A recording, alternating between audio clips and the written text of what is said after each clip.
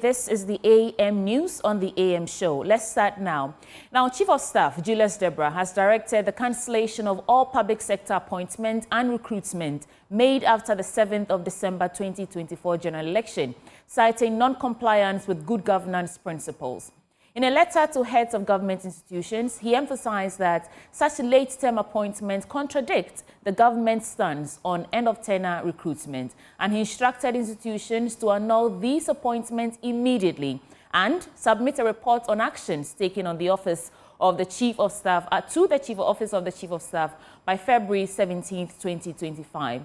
Now, the directive reads, and the statement is on your screen right now, it says, consistent with government's pronouncement in relation to near end-of-tenure appointments and recruitments, I wish to bring to your attention that all appointments and recruitments made in the public services of Ghana after 7th December 2024 are not in compliance with established good governance practices and principles. And that is, of course, coming from the Office of the President. Well, the statement continues to say, accordingly, all heads of government institutions are hereby requested to take the necessary steps to annul any such appointments or recruitment and submit a comprehensive report on the actions taken to this office by 17 February 2025. And your cooperation in this matter is highly appreciated. So that's the statement you have over there coming from the Chief of Staff asking all late-term appointments and recruitment that were made to be terminated. Well, we hear from Felix Kwachiofosu, who is Minister of State for Government Communication. At the very first meeting of the association, the NDC side had cause to raise concern about the information we are receiving, to the effect that many government departments, ministries, and agencies were engaged in what we refer to at the time as last-minute recruitment, or if you like, near end-of-term recruitments. What was striking about these recruitments was the sheer number, and also the fact that critical steps in the recruitment process were bypassed. We had information, for instance, that there were some people who had been recruited who did not even apply. Others did not go through any interview process. Others did not go through medical examination, which is a requirement in some places. And others yet received backdated appointment letters, which was meant to mislead people into believing that the appointments were made much earlier than they actually were. Now, having stumbled on this information, we reached the government side of the transition team and sought explanation. We also requested that they put these recruitments on hold and allow the incoming government to determine the vacancies, the requirements thereof, and how many of such people could be employed, bearing in mind the effect that it will have on our fiscal position as a government, especially because of the very serious economic challenges that we face. Now, this our request was rebuffed. The government of the day remained intransigent. They insisted that they had the power to do so, despite the obvious irregularities that the processes were fraught with. So, if you recall that on 17 December 2024, I issued a statement in my capacity as the spokesperson of the transition team for the NDC, in which I stated the position of the NDC side of the transition team, which was that if these recruitments did not stop, we left with no option than to reverse them when eventually we took power.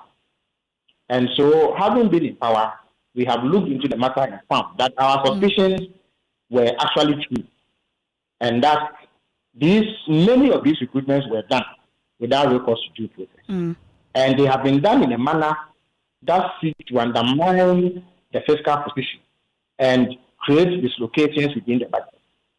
And so the Chief of Staff has sent word to all these ministries, departments, and agencies to actually reverse these recruitments, pending the use of due process to do any future recruitments that must be.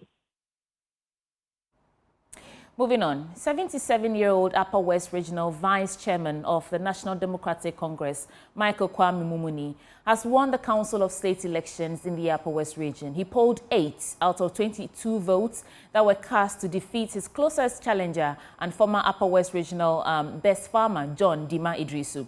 John Dima Idrisu lost by polling 7 votes out of the total 22. Now, the rest of the 9 candidates had a combined vote of 7. And our Joy News Upper West Regional correspondent Rafiq Salam tells us more. 22 delegates drawn from the 11 municipal and districts in the Upper West region decided the fate of the 11 persons who have filed to contest the Council of State elections. Before voting started, Upper West Regional Minister Fosun Charles Luwanga delivered a brief speech to the delegates and the candidates on the need to accept the outcome of the elections. Your duty is to select somebody for us, so you do soul searching as well as make a decision of yourself, and ultimately Upper West will win. 10 of the candidates who were present were each given 5 minutes to campaign and share their vision with the voters. In the end, 67-year-old Upper West Regional Vice Chairman of the National Democratic Congress, Michael Kwame Mumuni believers, roamed to victory with 8 out of the 22 votes. My priority is to look at our roof here. That's my first thing. And look at our dams. That's my second priority. Education to it, part of 1. Reporting for Joy News, Rafiq Salam. Wow. Not sure how I said 77, but it's 67-year-old man who won that election in the Upper West region. But in other stories, chaos erupted at the Accra Metropolitan Assembly as police blocked aspirant Musa Ziad from entering the polling center, forcing Greater Accra Regional Minister Lindo Oklu to use an alternative exit. Musa Ziad and 2 other candidates later withdrew. Now, despite the tension, Nene Drolor Adamte, the first, that's part of his name, the first, he won the Greater Accra Council of State seat with 40 votes, defeating former MP Afote Agbonilaye, who secured 16 votes. The remaining candidates got no votes at all. Collins Frimpong reports for Joy News. That was the scene at the Accra Metropolitan Assembly Hall during the Council of State election. Tensions flared when police officers blocked aspirant Musa Ziad from entering the polling station with his executives.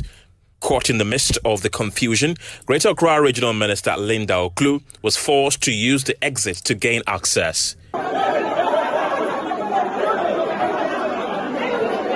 Musa Ziad later withdrew from the race, along with 2 other candidates.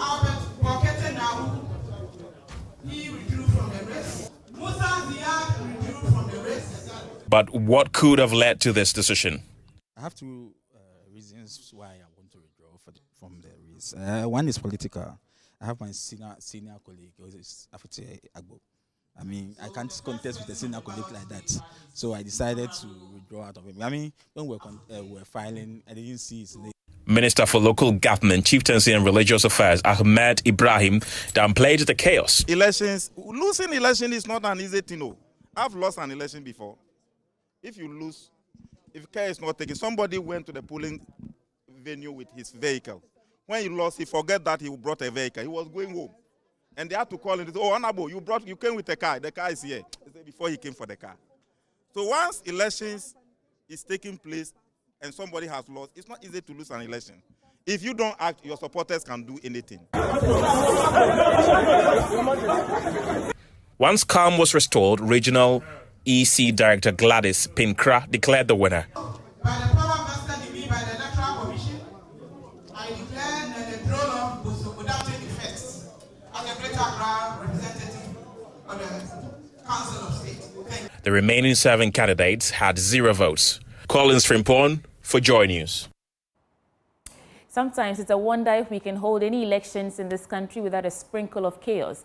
But in the Ashanti region, some supporters of the chief of Agrek in Zima, Nana Nkansa Buedu, are anticipating their candidate will be declared winner of the Council of State election. A group of thugs believed to be aligned to the NDCs, but Joy News is unable to confirm whether the counting started after the sorting the ballot. But Yao Obimpe disrupted the process which was at the sorting stage. And Nana Yaujima tells us more.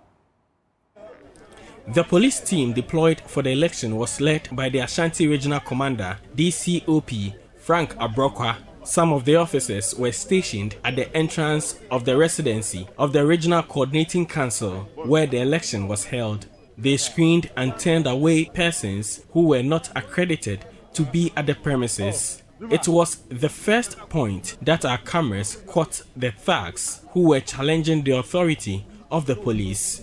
One of the 12 candidates for the election, Frederick Ejay, explained the EC restricted delegation of each of the candidates. Because the EC made it clear to us that each aspirant should come with 4 agents, and the 4 agents, they are going to be allowed to enter the premises. So I don't know where. I even came around, I saw the metro men around. I don't know where they came from. I don't know how they were able to enter because, a lot of policemen were around. Security personnel were around. Even my driver, they didn't allow my driver to enter. And I accepted because the EC said 4 people together with the candidate is going to be allowed to enter the premises. The thugs were later seen at the inner perimeter where the election was held, though they had no accreditation. Former Municipal Chief Executive of Obuasi, Oforiajiman, was seen with the thugs. They approached the candidates' tents to offer handshake to the NDC Regional Chairman, Nana Kwesi, and another candidate, Yao Obimpe, a former chairman of the party. It was at the sorting stage where these thugs disrupted the process. It is alleged the NDC former chair, Yao Obimpe, was losing the election, leading to the disruption. In the course of the sorting, we saw that the metro men invaded. There were some barricades. So the metro men invaded, and then the chaos started. Everything was disrupted. What they saw, maybe they thought that maybe it may not go in their favor, so they had to, evade. And I think this is very, very bad. This is very bad because looking at how far we've come, how our democracy, we've grown to get to this point, and it's still, anytime you conduct election, we don't, experience this kind of peaceful election. It is very bad. The men later followed the EC to forcibly take away the polling materials, salvaged and destroyed them. Leading candidates among the 12 are former chairman of the NDC, Yao Obimpe, and member of NPP's Council of Elders, Nana Nkansa Buadu. Prior to the election, the process was characterized by partisan politics. It is speculated that the candidates paid money to the delegates. For Joy News, Nana Yaujima, Kumasi. Now, still on the Council of State elections, Paramount Chief of Yeji Traditional Council and former President of the Bono East Regional House of Chiefs, Pima Pim Yao Kagbese V, emerged the winner in the Bono East Regional Council of State member poll. Anas Sabit has the rest of the story. The Council of State elections, originally scheduled to start at 7 o'clock a.m., kick-started at about 11:30 a.m. due to the late in the arrival of the delegates. The 11 candidates who waited anxiously had divergent views with regards to the starting time, with some expressing disappointments at the huge delay to the commencement of the exercise. You see, the time is 7 o'clock, and here we are. The president has promised Ghanaians to give the Ghanaians a resetting agenda and then building the Ghana that we all want. I don't think with this attitude we are getting there. I've been here for more than 2 hours and I'm bothered. I wonder why this should take us so long. This exercise should have been done so fast that other people would go to do other works for themselves. Voting started at about 11:30 a.m. after the candidates were given the opportunity to share their visions with the 22 delegates who were all seated at the time. One after the other, they were called to cast their ballots, and at the close of polls, the paramount chief of the Yeji Traditional Council and former president of the Bono East Regional House of Chiefs, Pimampim Yawakagbese V, emerged as the winner after polling 11 of the total votes cast. 76-year-old Pimampim Yawakagbese V disclosed to the media his utmost priority of solving the numerous chieftaincy disputes across the region. I made my message clear that I alone cannot carry the load. I am going to partner with all assembly members, DCs, MPs, and ministers in the region to bring about development in the region. Reporting for Joy News, Anas Sabit, Tichiman. Moving on, Upper West Regional Minister, lawyer Posing Charles Launga, has assured the chiefs and people of the Upper West region that he will work assiduously on the challenges faced by the region. Key among them is to work to maintain the region's peace, create employment for the teeming youth, and fix the deplorable roads in the region. He's therefore seeking support of the chiefs and people to ensure that they work to overcome the challenges. Lawyer Posing made the statement when he paid courtesy call on the overlord of Wala State, Hussein Seidu Pelpio IV in Wa. Here's more. The visit of the Upper West Regional Minister, Lawyer Posing Charles Luwanga, to the overlord of the Wala State, Hussein Seidu Pelpio IV, is to thank the latter for the massive support given him when he was nominated by President John Dramani Mahama for the position through vetting and subsequent swearing-in. It is also to seek his blessing, prayers, and guidance to lead the people of the region. The Wala Overlord, speaking to the Secretary of the Wala Traditional Council, Jimpe Kadir Ibrahim, recorded the admonition by President John Dramani Mahama to him and other ministers during his swearing-in. He urged him to let the admonition be his guiding principle. You must not be arrogant, that you must not also engage in lavish expenditure and other critical issues. His Majesty calls on you, Honorable Regional Minister, to pay heed to this admonition by His Excellency the President. Now, Hussein Seidu Pelpio IV also touched on what he called the development priorities of the region, which he will want the minister to shoulder through. We are also aware that last year's farming season was not one of the best seasons for us, as we got seriously devastated by the long period of drought. And its impact is also something that may still be on the way to affect us. And His Majesty calls on you, Honorable Regional Minister, to take all the necessary steps to ensure that you provide a buffer for the many farmers who went through this difficulty, especially as we count on the impending rainy season, so that we get things right. Upper West Regional Minister, Lawyer Posing Charles Luwanga, pledged to work assiduously on the concerns raised by the Wala Overlord to better the lives of the people. I know our problems, our road networks, our agricultural systems, our health centers, our water systems, as well as the nature of our security situation within the region. And I've undertaken to work tirelessly with the support of everybody in the region to ensure that Upper West is a peaceful place. We're able to create jobs for the youth and to enable us move forward. The health services, the educational facilities and amenities, as well as security, and then agriculture. And then I assured him that I'll do everything day and night with their support to ensure that I'll go to the institutions that are required to assist us to be able to move the Upper West forward. The Upper West Regional Minister earlier paid a courtesy call on the Bishop of the Ward Diocese, Most Reverend Francis Bomansang. I am very happy and excited that we will be working together for the advancement of our own people. I think if I've left where I've left to be home, and you have left where you were to assume this office, is because of the development of our people. We make that move. The regional minister for the next few weeks will be engaged in visiting chiefs, community and religious leaders to garner their support for the development of the region. Reporting for Joy News, Rafik Salam. Wow. Let's stay up there for a bit because the Northern Regional Minister, Adolf Ali John, beg your pardon, has disclosed that they would audit all uncompleted and abandoned projects before deciding the next line of action. He said as soon as the district chief executives are brought into office, the audit will commence, and projects that would require passes that would pass the test would be completed. The Northern Regional Minister said when he addressed the media after the Council of State elections held in Tamale.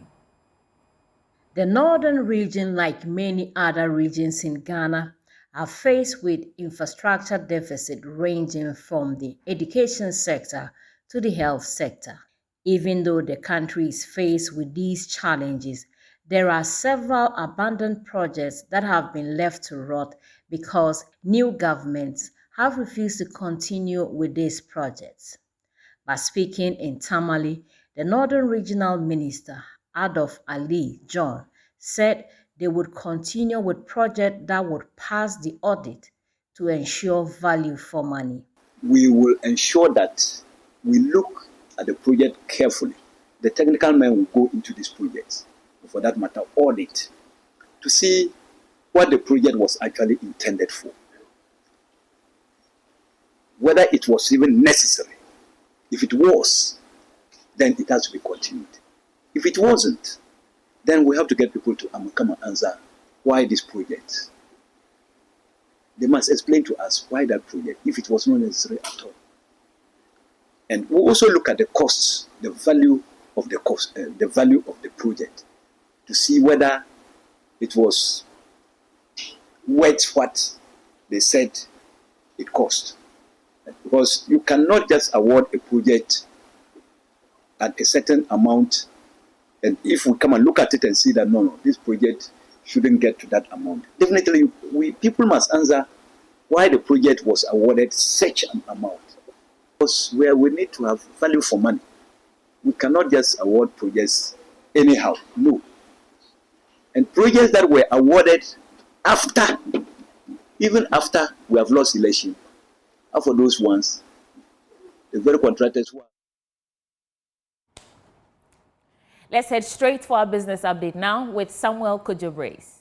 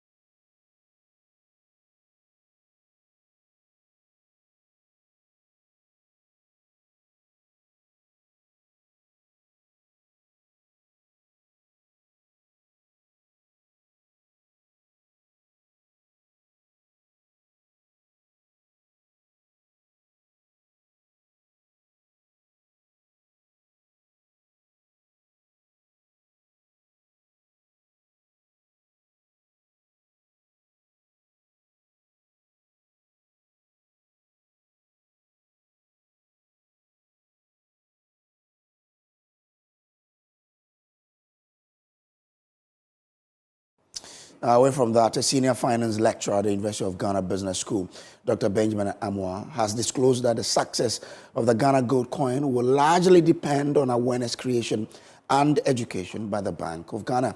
His comment is coming at a time the 2025 banking sector outlook has revealed the Ghana gold coin will help support the city's performance this year as the rate of depreciation against the dollar slows significantly. Speaking to Joy News, Joy Business, Dr. Amwa stated the success or otherwise of the gold coin depends on the central bank. The gold coin is a product of the Bank of Ghana and not the commercial banks. The commercial banks are just serving as primary dealers to use their distribution channel to sell the gold coin for Bank of Ghana. So the responsibility is more on Bank of Ghana to do the education. Don't forget, the commercial banks themselves have their own investment products that they are selling. And they will not like to, put aside that product because all their product was to be competing with the gold coin from the central bank. And so the commercial banks will only act if the central bank will educate the public and create that awareness. So in terms of the success, it heavily depends on the central bank and how much they can sell the product. Then the commercial banks use their distribution channel to do the sales for the central bank. Now, unionized transport operators have denied reports that they are pushing for an increase in fares. It followed an earlier disclosure by Transport Minister Joseph Bukari Nikwe of a meeting today to discuss their concerns. There is more in the following report. According to the transport operators, the meeting with the sector minister today was more of welcoming him as well as update him on industry developments. The unionized operators also used the meeting to explore ways that government can assist the industry and deal with some of the challenges facing the sector. The operators, which include the Ghana Private Road Transport Union, also rejected reports that they are trying to use today's meeting to push for an increase in transport fares. They have told Joy Business that the current increment in prices of petroleum products over the past 1 month does not warrant an increase in transport fares. The operators, however, did not rule out getting back to the transport minister for fresh discussions if conditions in the coming weeks should warrant an increase in fares. Let's wrap up the business update with what's happening in the commodities market.